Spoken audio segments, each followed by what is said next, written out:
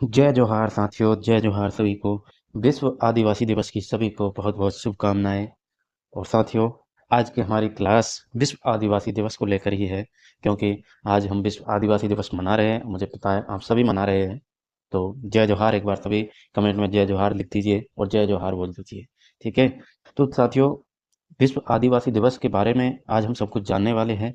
कहाँ से इसकी शुरुआत होती है, किस प्रकार से मनाया जाता है, कौन सी सभा का गठन होता है जो इसको मान्यता प्रदान करते हैं, पहली बार विश्व आदिवासी दिवस कब मनाया गया, और इसके बारे में संपूर्ण फैक्ट हम आज RWS क्लासेस के माध्यम से जानने वाले हैं।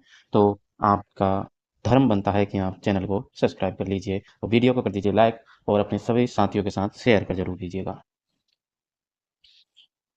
चलिए तो साथियों, शुरू करते हैं। बिरसा मुंडा जी आप देख रहे हैं, है ना? ये चलिए, तो सबसे पहला प्रश्न तो हमारा यही है कि विश्व आदिवासी दिवस मनाते ही क्यों हैं? ठीक है। तो विश्व आदिवासी दिवस ये हमारा RWS क्लासेस आपको देखने को मिल रहा है। तो चलिए करते हैं शुरू। पहला पॉइंट है, बहुत ही बढ़िया तरीके से PDF तैयार की गई है, आपको देख के और जो है आनंद आने वाला है एक प्रकार से। बिल्कुल ही बहुत ही अच्छे तरीके से पॉइंटों को संकलित करके हर एक जगह से उठाकर आपके सामने पेश किया जा रहा है।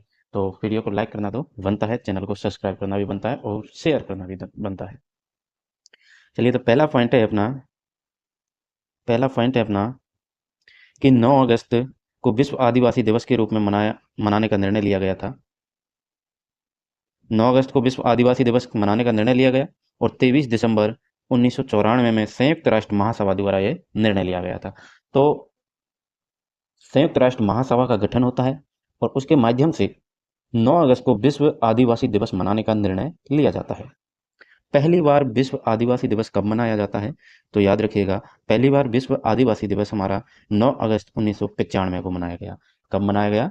9 अगस्त 1995 को पहली बार विश्व आदिवासी दिवस मनाया गया। चलिए, नेक्स्ट पॉइंट है हमारा कि 2022 में थीम पारंपरिक ज्ञान के संरक्षण और प्रसारण में स्वदेशी महिलाओं की भूमिका रही।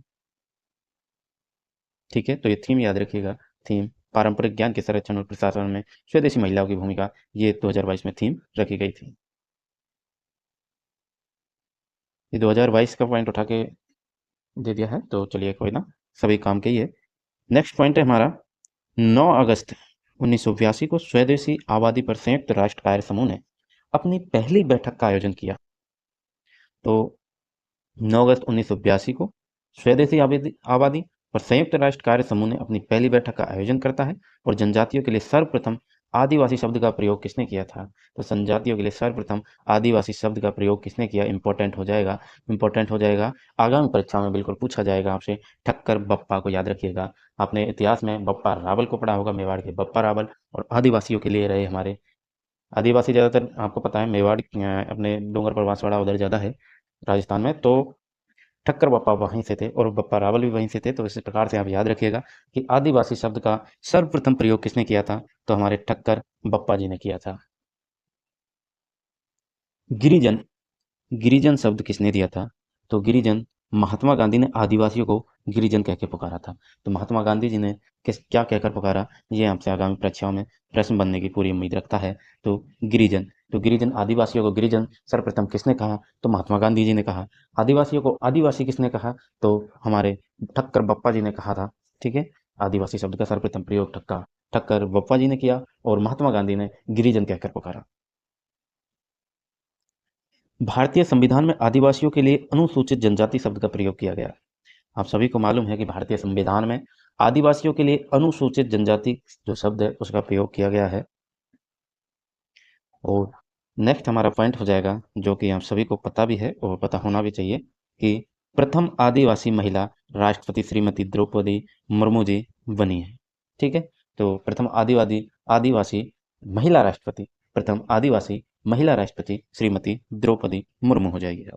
चलिए, नेक्स्ट पॉइंट है आपके सामने।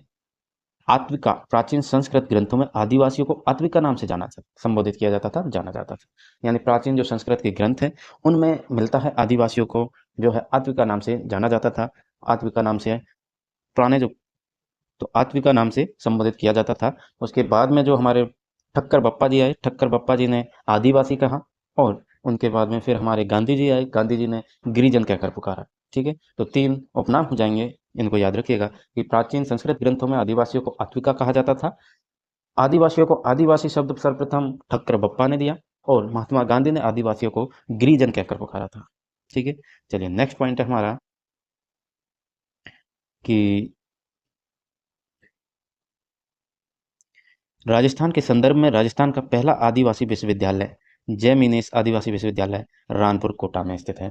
तो आपसे विश्वविद्यालय भी पूछा जा सकता है कि राजस्थान के संदर्भ में राजस्थान का पहला आदिवासी विश्वविद्यालय कहाँ पर है और क्या नाम हो जाएगा उसका, तो जय मीनेश हो जाएगा। मीनेश भगवान मीणाओं के भगवान माने जाते हैं और जय मीनेश आदिवासी विश्वविद्यालय रानपुर कोटा जिले में स्थित है साहब, कोटा में। ठीक है, आदिवासियों का कुंभ आप सभी को आना चाहिए। ये तो प्रश्न ही ऐसा है कि एग्जामिनर का फेवरेट रहा है और कई बार पूछा जा चुका है। इम्पोर्टेंट तो है ही, इम्पोर्टेंट तो आपको पूरी स्लाइड ही है, लेकिन ये ज़्यादा इम्पोर्टेंट हो जाएगा, ये दोनों ही, ये दोनों लाइन।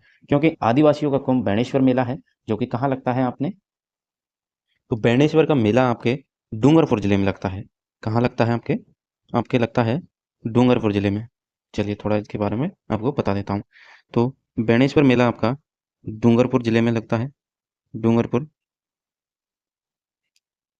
जिला। ठीक है, और इसके बारे में मैं आपको बताऊं तो ये लगता है आपके माघ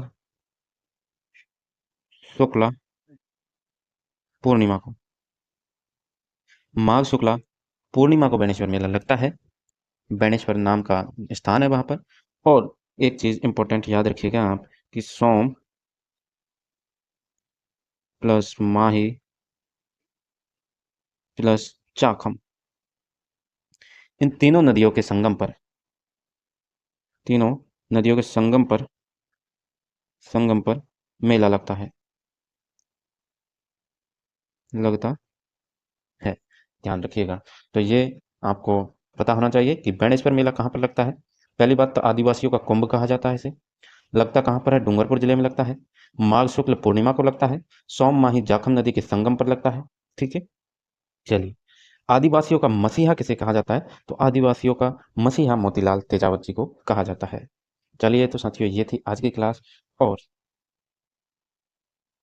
एक ये आज की क्लास थी अपनी, और एक पॉइंट और बच गया है कि राजस्थान सरकार, एक मिनट, हाँ जी, राजस्थान सरकार ने विश्व आदिवासी दिवस पर राज्य में सार्वजनिक अवकाश घोषित किया है।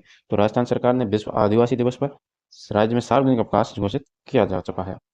तो साथियों इसी तरह के सही जानकारी, ऑथेंटिक जानकारी और सही व्यवस्थित तरीके से आपको दी गई है, तो इसके लिए आपको सब्सक्राइब तो करना बनता ही है। तो प्लीज़ सब्सक्राइब जरूर कीजिएगा चैनल को और वीडियो को जरूर से शेयर कीजिए। हमारे आदिवासी दिवस पर आप सभी को बहुत बहुत शुभकामनाएं।